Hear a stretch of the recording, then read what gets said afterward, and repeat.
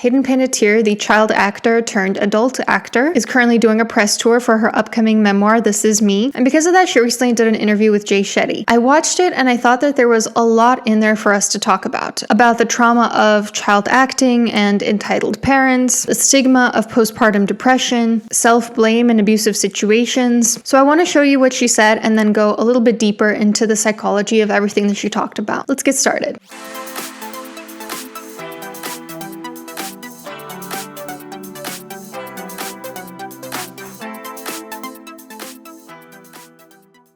All right, let's start by talking about Hayden's childhood, including her child acting, her relationship with her mom, and her relationship with other adults in her life when she was a minor. Hayden sort of starts by talking about how she didn't have a normal childhood. She wasn't able to connect with her classmates very well because she had one foot in the adult world as a child actor. Well, to me, a normal childhood looked like extracurricular activities. It looked like going to school, being in school all day long, having a social life and connection with your peers, going home, doing homework, having play dates, having friends over, having those kind of experiences. And even though I did get some of that because I had to live that life and had to be removed from it all the time, whether it was to go to auditions or to go to work. I constantly was missing out on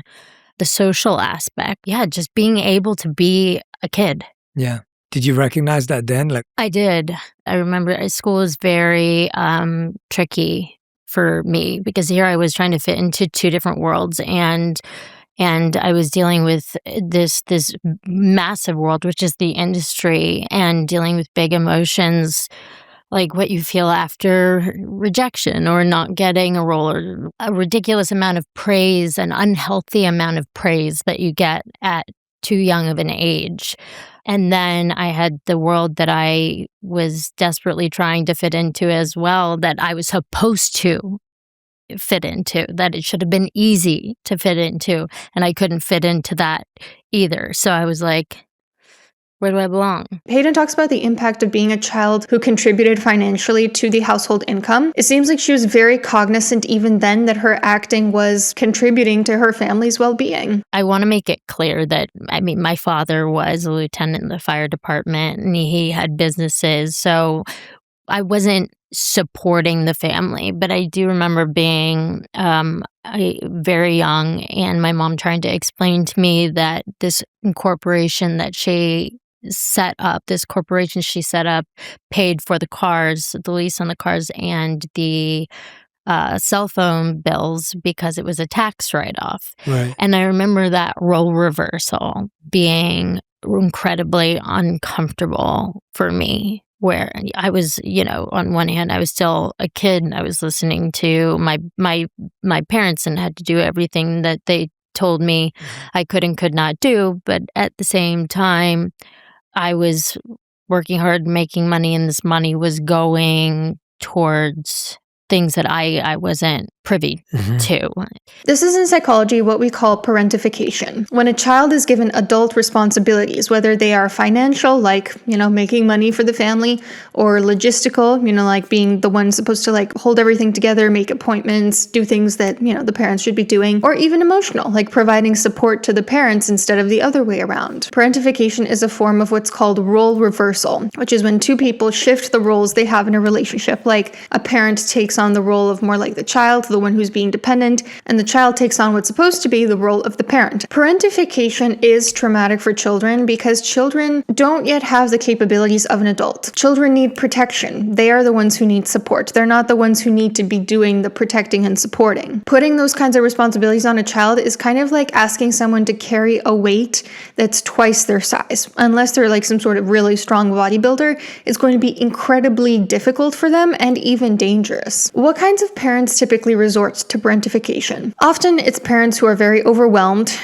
Sometimes it's single parents, because single parenthood is, in my opinion, incredibly traumatic from what I've observed. Like, it's damn near impossible to do it on your own. And yet many parents do it very well. But because it's so overwhelming, sometimes single parents do resort to parentification. Parents with unsupportive partners, you can very much be a single parent even when you are married. Parents who have many children will sometimes parentify their older children as they grow up. They'll tell them, take care of your younger siblings when that's their job. So parents who are overwhelmed is one of them. Emotionally immature parents also tend to use parentification quite a lot because they don't know how to ask for the type of support that they need from other adults. They don't have sort of like their own coping skills or their own social support, so they lean very heavily on their children and sort of make that their responsibility, and sometimes even blackmail them into taking on that responsibility, as we'll talk about in a second. And entitled parents, I think, also tend to parentify their children quite a bit. Let's dive into this one a little bit more in particular. Hayden talks about how her mom was her boss. She was her momager, which she calls her. She was her mom, and she was also her manager. She was my boss. That's how I saw her. Even though she was the most supportive person when I, did what I was supposed to do and did it well and was the one cheering me on, it did feel like that was what I had to do to get her love. And that was, a tough pill to swallow. Everything was business. Everything was business focused. And I started at 8 months old. I can't even remember a time where she wasn't a momager. Where everything didn't revolve around business. And this sort of like boundary confusion can make boundaries very blurry. And it can make, like Hayden was talking about, the child feel like their sense of acceptance and love depends on specific behaviors, specific achievements that they accomplish, instead of just feeling like, my parent loves me simply because they're my parent, simply because I'm their child, because they dote on me, because of course.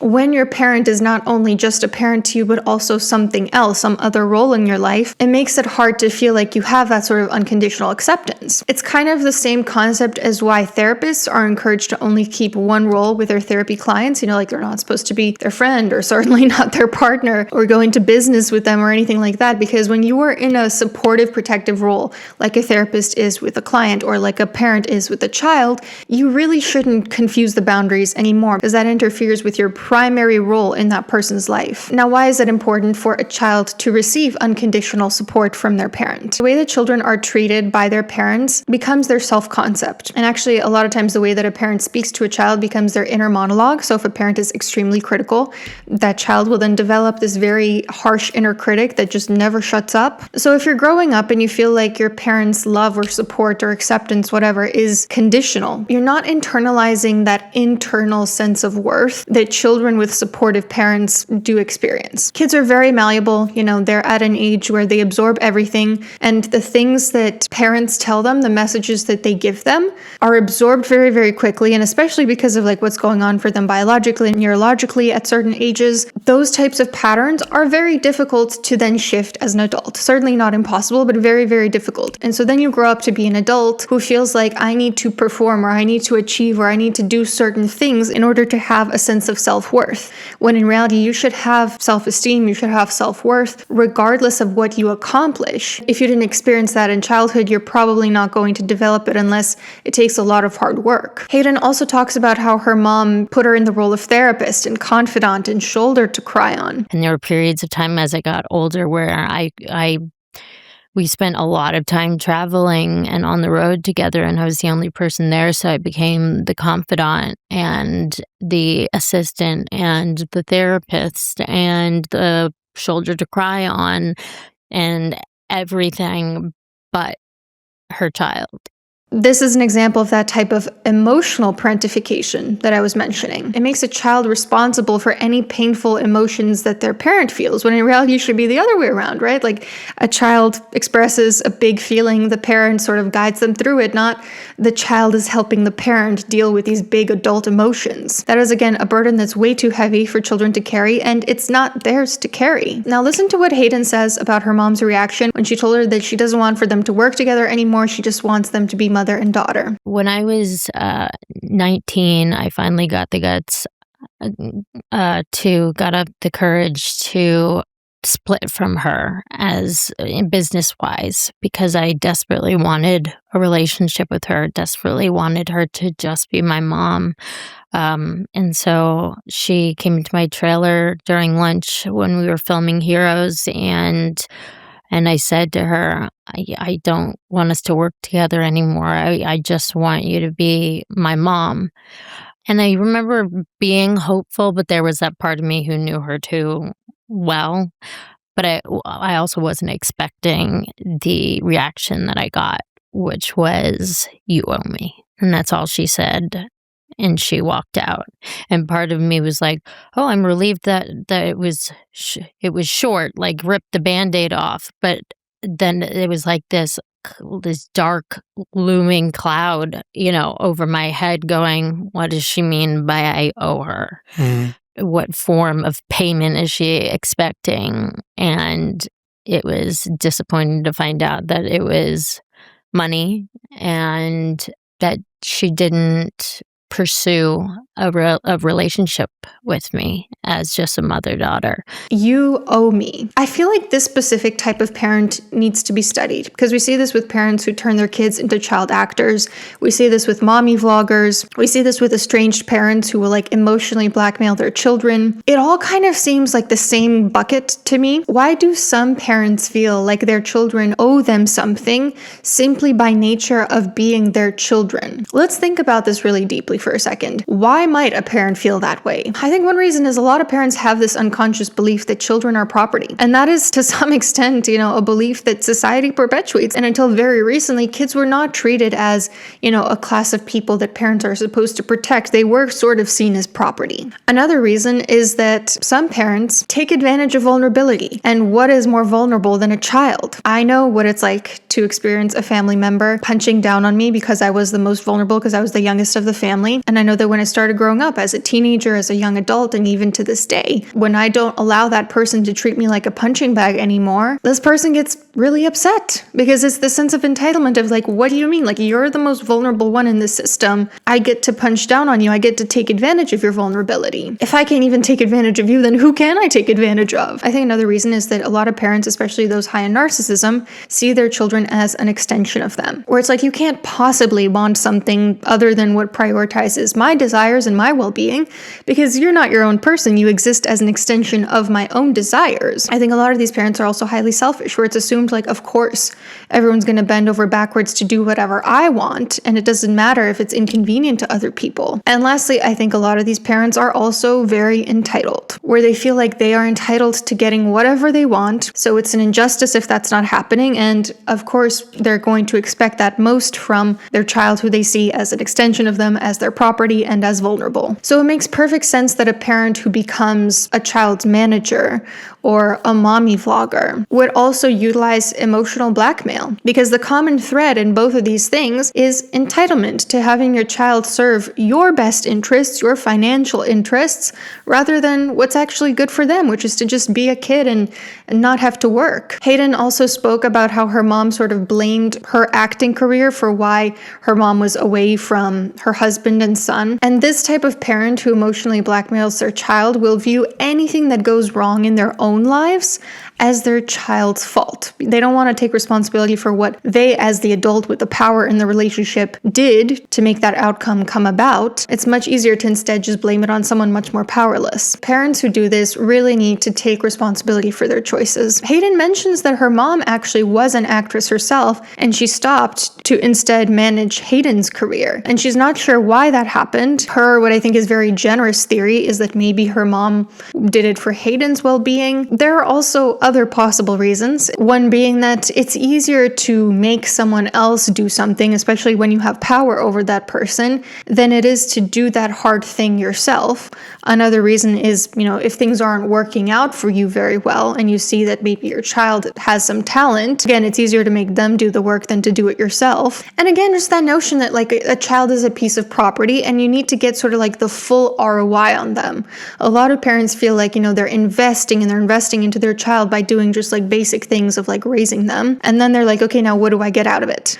You know what I mean? And Hayden talks about how she and her mom are currently estranged because her mom only really reached out when she wanted something and never really was interested in a genuine relationship with her. And that does not surprise me whatsoever.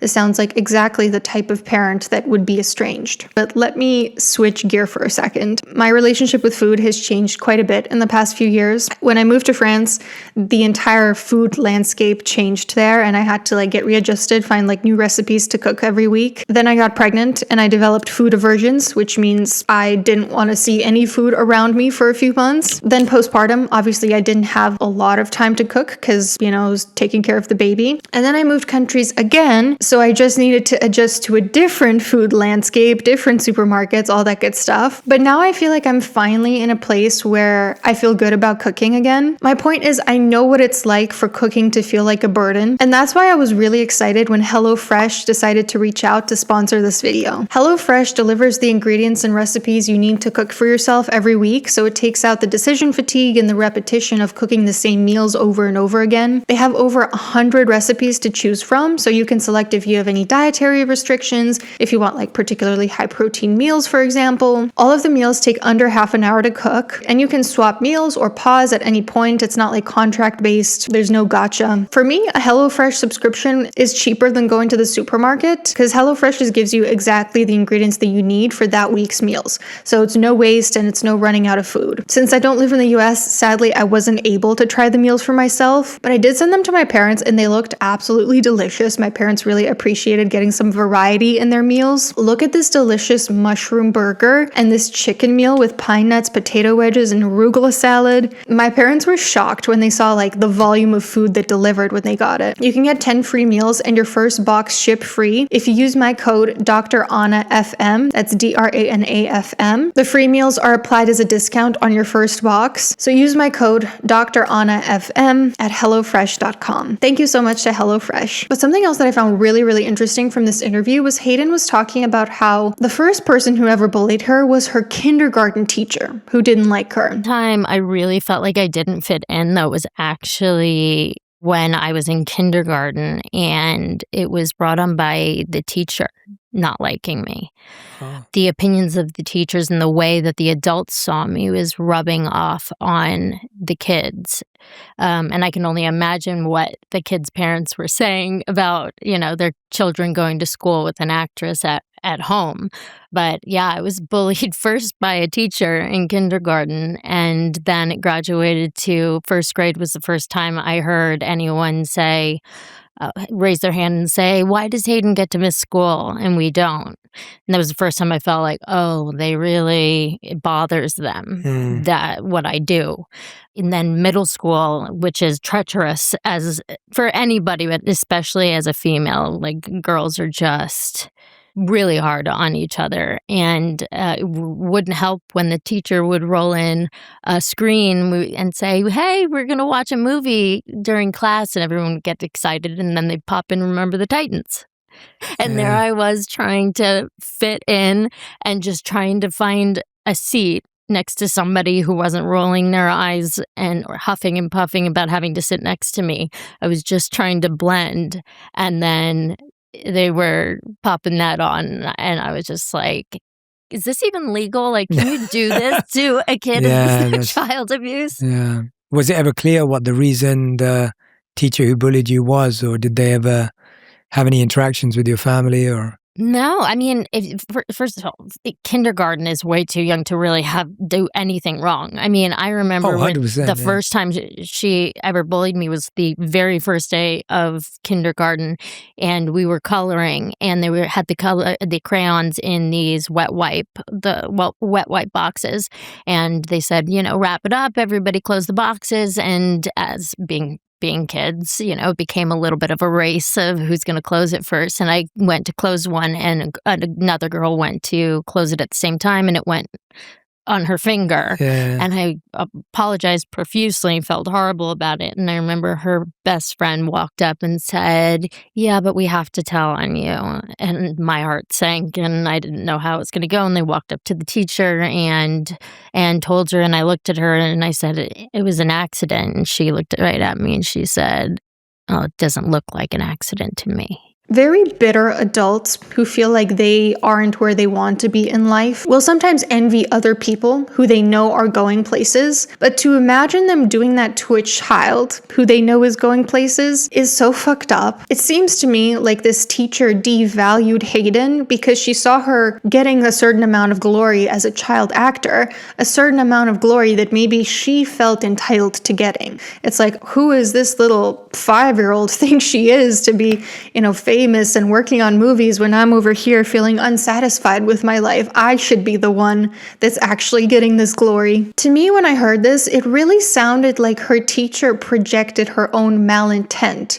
onto Hayden. Children are very easy for adults to project onto because they don't have a lot of insight into their own emotions and thoughts a lot of the time. They don't know how to sort of verbalize what they're feeling. And so if an adult comes along and says, you had bad intentions, you did this on purpose because you're a bad person, a child isn't going to have the same capacity as an adult to defend themselves. And in a lot of situations, they're just going to absorb that projection and say, you know what, yeah, I probably am a bad kid. I'm probably just a bad person. And it's really messed up because the adults that are most likely to project negative things onto a child have a lot to project. They have a lot of ugliness within themselves that they don't want to look at. So they're like, boop, I'm going to pop it over onto you. And this is one thing that does really piss me off when adults do it, is when they put these very negative global character traits onto children. I was talking about this on my second channel, Book and Hearth, how I don't think that people are born bad. I think that when people grow up to do evil things, there might be a genetic temperamental predisposition there for sure, but I think that gets unlocked because of trauma that you experience. And I do genuinely believe that if people stopped traumatizing each other, trauma would largely slow down. Abuse begets abuse. But sometimes the resistance that people have to this is well, what do you mean? Don't you think genetics is a thing? Don't you think heritability is a thing? It's of course. We know that heritability is a thing. We know that temperament exists from birth, but temperament does not equal being a bad person. If you think that a kid is born a bad person, I absolutely disagree with that. Someone might come to do bad things or maybe even become a bad person, as we were to call them, but it's not because they were born evil. It's because they weren't able to be supported in whatever specific way they needed to be supported. I saw a post recently from a mom who was really concerned because she said her 6-month-old is highly energetic and active. Different nannies and people are telling her that they've never seen such an energetic child and yada yada yada. And this person was very, very upset about it and said she was losing sleep about it and everything. And when I read this, I got really concerned, to be honest with you, because I think it is so dangerous for us to slap these global character labels onto a child who's literally 6 months old at this point. Not only can it become a self-fulfilling prophecy, but it can also just make a child feel like there's something wrong with you. There's something wrong with the way that you're born. I think this is also personal for me because my child is extremely energetic. My child has never really enjoyed sleeping. Even week 2 of birth was staying up 5-hour wake windows, which is crazy for a newborn. Always on the move, always exploring. Everyone that meets them says wow, you have a very active, energetic child. My child was not like this. And I can't imagine pathologizing that and being there's something wrong with you. Of course, it makes my life a little bit more complicated at this particular stage in their development. I have to be a little bit more tired and be on top of it because they're always roaming. But I can't imagine making a child feel there's something wrong with them simply because they were born with a specific temperament. Anyway, I'm kind of ranting a little bit. So Hayden then talks about how she never really got the chance to discover her own life path because she was a child actor. So it was kind of just this is the path we're going down. And it made me wonder, what are the psychological effects of a child taking part in acting? Because children don't really yet have clear borders between reality and fantasy. So I imagine it's quite confusing for that fantasy play to then become a part of their real identity. And maybe that's part of the reason why we have so many child stars who struggle with mental illness and addiction as adults, because like having to live in that fantasy land from such a young age maybe like messed that up in some way. I think in order to be a good actor, on some level, you have to genuinely unlock a part of yourself that is like that character. Because bad actors are just kind of like pretending to be someone they're not. Good characters get in touch with the character within themselves. Like we all have different parts of us, and maybe you can relate to there being a tiny part of you that is like the character that you're playing. But what are the implications of a child doing that? I imagine that can create a lot of identity confusion, where they genuinely don't know what is the real me. Acting seems like something that a person should only really take on if they have a cohesive sense of self, if their like parts are already congruent within themselves. And it seems like that type of identity crisis is exactly what Hayden struggled with as a result of child acting. She also talks about various abuses by the paparazzi. That they would box you in while you were driving. I remember coming out of a store once and it was, one person saw me in and suddenly it was over 100 outside and they kicked me.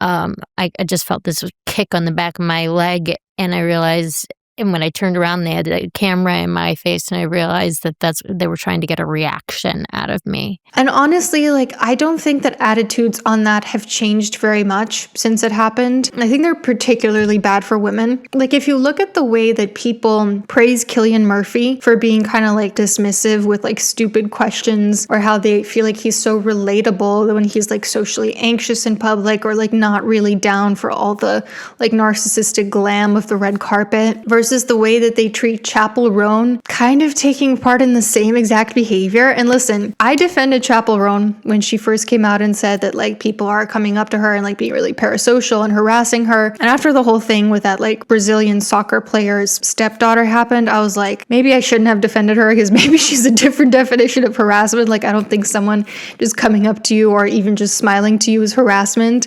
But I'm really glad I didn't say anything, because I was like, like I wasn't there. I don't know the situation. I don't know what happened. And of course, it later turned out that she did not send that bodyguard after the kid. It was somebody else's bodyguard. So I'm really glad that I kept my mouth shut, because for a second there I was like, oh my God, like was she weaponizing therapy speak? And I defended her for that. My point being that the way we treat men who snap back at paparazzi and rude fans and all that is very different from the way that we treat women who do the exact same thing. And I think a lot of people think that, well, you chose this career, therefore you chose everything that goes along with it. Abusing people is never okay, no matter what career they choose. If you think about like a healthcare worker, let's say a therapist who works with highly mentally ill people, do you think that that therapist is signing up to be verbally or physically abused by people? No, that's not part of what they're signing up for. It's always a risk, of course, but that doesn't make it okay if someone does do that to them. Of course, all careers come with their advantages and disadvantages, but we should never be okay with those disadvantages infringing on somebody else's human rights.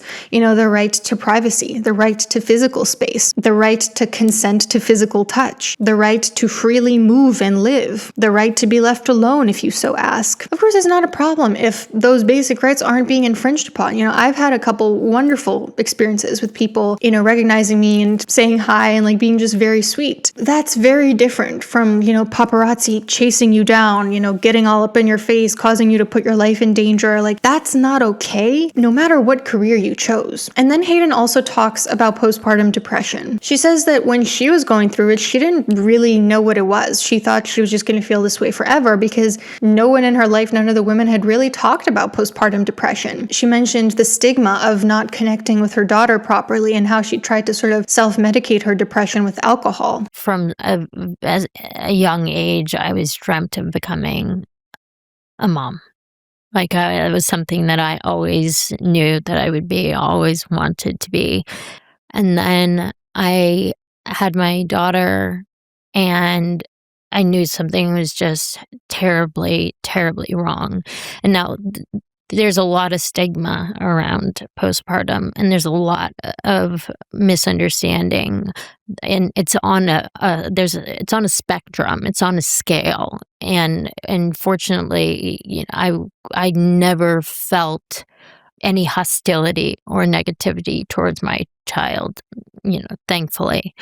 But I wasn't connecting with her the way that I knew I should be, and that I was full of stress and anxiety all the time. And what I was doing to suppress those emotions was not normal, and it was not healthy. Even though the alcohol helped, my nervous system calm down, it is a depressant.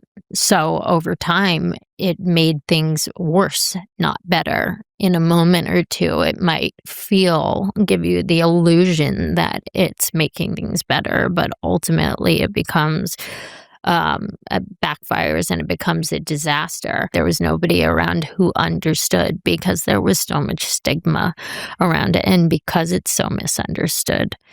It took me probably about 10 months to really realize what it was that was going on, of me researching and figuring it out myself. Wow, you had to do it yourself. I think that since then we've gotten a lot better about letting women talk about the difficult parts of motherhood. But one thing that I really dislike about the way the pendulum has swung is that when a mom does talk about the difficult parts of motherhood, that will get spun into a narrative by other groups of people who do not have her best interests at heart. People who are not necessarily wanting to show her support, but rather just feel justified in whatever worldview they have. There are a lot of antinatalists who, when a mom is talking about, difficulties she's going through or body struggles that she has, will say, see, parenthood is terrible. Could never be me. This is optional, by the way. And I find that really disgusting, to be honest. When moms speak out about their postpartum struggles, it's kind of a weighing game of what's bigger, the benefits of speaking out or the disadvantages of speaking out. Well, apparently for Hayden, speaking out had quite a few disadvantages because she said Neutrogena dropped her in their business relationship because she spoke about postpartum depression, of all things. Because I know also you talk about how when you finally did talk about it, you even lost an endorsement deal. Yep. Neutrogena I was with for 10 years, and they have morals clauses, which was had a huge impact in my life, because I was a teenager and I had all the paparazzi around me catching all of these gory moments, every moment, every cigarette that I smoked, or bad outfit, or oh, she's looking chunky in a bathing suit. Oh, she has a fat vagina. I went through all of that. They were there for everything. Neutrogena was a huge part of my life. I had the morals clauses. They caught absolutely everything, and of all the things that they would fire me over, this was the last thing that I thought they would ever fire me over. And when I actually went out onto stage, it was live with Kelly and Michael, I had no intention of or plan to talk about postpartum depression. It just came up and I was just being honest, and never for a second did I think that anyone or cared that anyone would have a bad reaction to it. It was my truth. And so when I got that call that Neutrogena wanted to fire me over that, and my representative at the time said, that's illegal. You can't do that. And even though, she saved the day that year, I knew that was going to be it. So I watched the actual video that she was allegedly dropped for. And let me just play you this crazy immoral thing that she said. Depression. And she went through that, which was something that I can very much relate to. And something that I know a lot of women experience, which is, when they tell you about postpartum depression, you think about, okay, I feel negative feelings towards my child. I want to injure my child. I want to hurt my child. I've never, ever had those feelings. And some women do, but you don't realize what broad of a spectrum you can really experience that on. And it's something I think that needs to be talked about, and women need to know that they're not alone, and that it does. Yeah, there seems to be some deep shame in it for some reason, because I guess... Well, there's a lot of misunderstanding, and I feel like there's a lot of people out there who think that it's not real.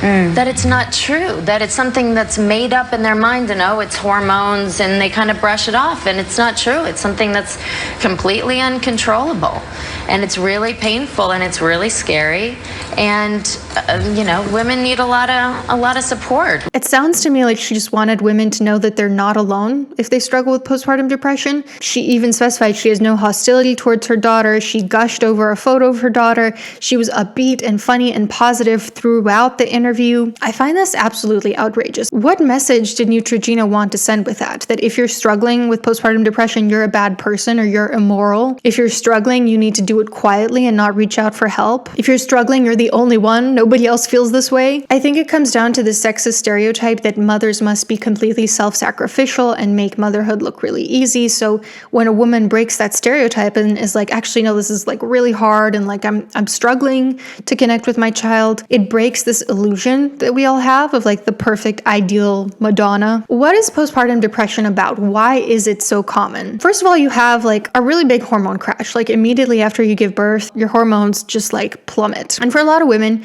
that can be very emotionally painful. I was very blessed that I honestly didn't experience that, aside from just like the discomfort and pain of like the first day of my C-section. I didn't experience that, but I know that a lot of women are a lot more sensitive to that hormonal crash. Then you also have, if you're breastfeeding, the risk of things like DMARE, which I did actually have. DMARE is a phenomenon when you're breastfeeding. Prolactin levels go up, which makes your dopamine drop suddenly, which basically feels like if you were to like bottle up depression in a tiny jar and just like drink it all. It's dysphoria, the opposite of euphoria. It's an intense feeling of sadness and dread. And the way I described it to my husband is it's like every painful emotion that you can imagine mixed into one. Like it's anger, it's sadness, it's anxiety, it's grief. It's like, how every emotion has a valence where it's either painful or pleasant. How you actually experience the emotion kind of depends on like the situation. Like if you feel a painful emotion when an injustice is occurring, chances are you're going to experience that as anger. Well, with DMARE, you don't really have a trigger. Like it's not like something happened.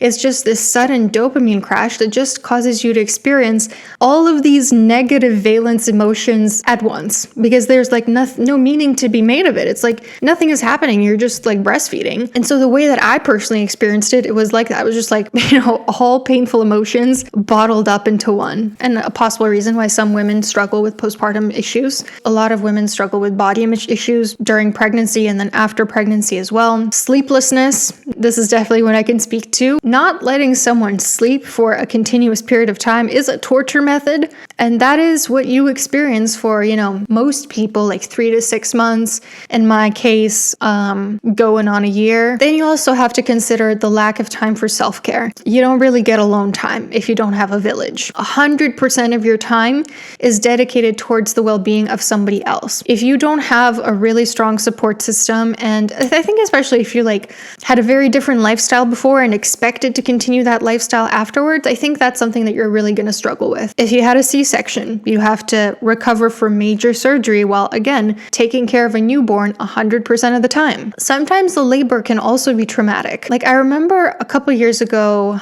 we went to this reindeer farm in Washington. It was like April. So the reindeer had babies. There were like baby reindeer around. And it was very sad. The people working there said that there was one baby reindeer who they didn't think was going to make it because he was rejected by his mom. The mom had a really traumatic labor when giving birth to him. And when he was born, she was so traumatized that she rejected him. I do think that sometimes that can happen for women where they have a traumatic labor, and because they're just trying to deal with the trauma, and because the cause of the trauma was their child coming into this life, it just becomes very difficult to connect with their child, and sometimes they might even abandon them because in their mind it's like their child is a reminder of their trauma. And that's kind of the uncomfortable part, is that severe postpartum depression, like Hayden alludes to, can sometimes result in women rejecting or abandoning their child and passing along their own pain to the next generation. Like sometimes there are women who will their entire families during postpartum psychosis. And it's very difficult and sensitive to talk about because on one hand, it's not her fault that that happened to her. And at the same time, of course, she's still responsible for the harm that she perpetuated. And so it's very difficult. And people get very heated about like where their empathy goes. Understandably, a lot of their empathy goes towards the children that were harmed as a result of the postpartum mental health struggles. And I think there's also room for empathy for the woman who is going through the postpartum issue. But at the end of the day, you know, when you harm another person, a lot of us, I think that's where our primary empathy is going to go. So Hayden actually talks about how the tabloids, when her daughter was 2, framed it as though she had abandoned her child. And from her perspective, that was not at all how it went down. Yeah, I think it was around this same time that you talk about in the book where the custody of your daughter shifts from, you know, over to Vlad and to Ukraine, I believe, as well. And I feel like that was especially talked about terribly, where there's so many speculations and so many opinions and so many assumptions on why that's happening.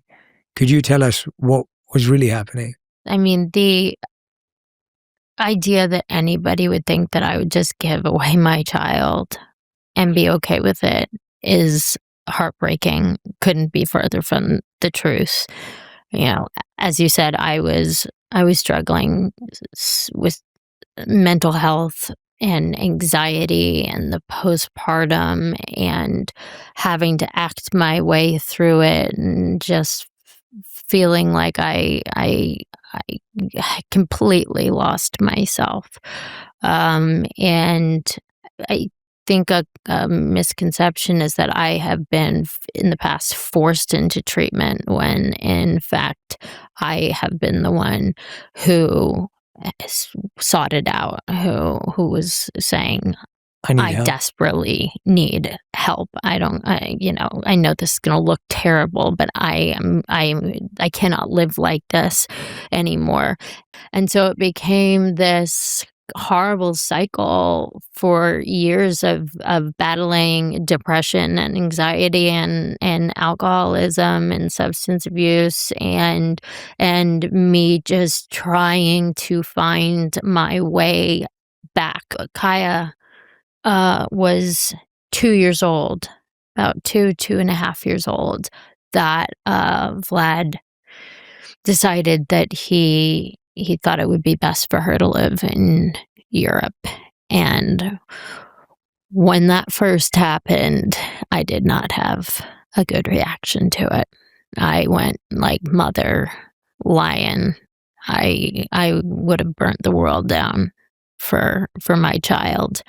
So that was incredibly difficult. Not, the fact that my child wasn't going to be with me all day, every day was I mean, it just, you can't put words to it. It's just a really intense layer, feeling. But I realized that, she had been traveling back and forth for so many years. And because I was working on the show and because Vlad had to prepare for fights and as a businessman in his own right, she had to go back and forth between the US and Europe.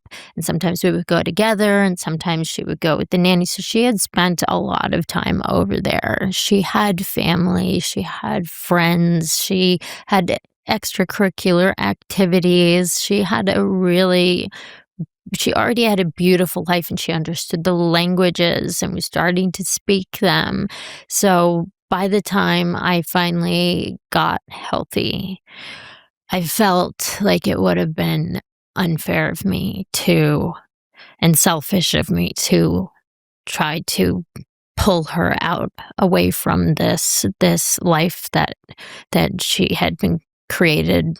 And I don't think that it's a coincidence that a lot of the women who have difficulties connecting with their child postpartum also have trauma histories from their own moms, because it's tough to know how to care for someone else if you've never experienced it yourself. And lastly, I just want to say it seems like Hayden struggles with a lot of self-blame, which is very common for someone who's experienced parentification and emotional blackmail during childhood. She blames herself for leaving her little brother behind when she moved out at 18. She blames herself for keeping abusers represent for life as long as she did. She blames herself for her brother's death, which from what I could find online had nothing to do with her. It was a coronary issue. And yet it seems like she takes on all of this blame because she was a naturally humble, empathic, caring person. I mean, obviously I don't know her, but like that's the sense that I get when I hear her talk, is she seems like a pretty down-to-earth person who just is trying to deal with difficult things and not, cause any waves. And when I think about like what's the alternative to, internalizing all that self-blame, I think a lot of the people that end up not internalizing that self-blame from childhood trauma will sometimes identify with the aggressor instead, and they will just perpetuate the same cycle. And so while I think it's horrible that she blames herself for a lot of these things that aren't her fault, I think to some degree she probably did that because she was a kind person. I hope that she's able to let go of some of that self-blame in the next chapter of her life, and I hope that she can sort of like shed this weight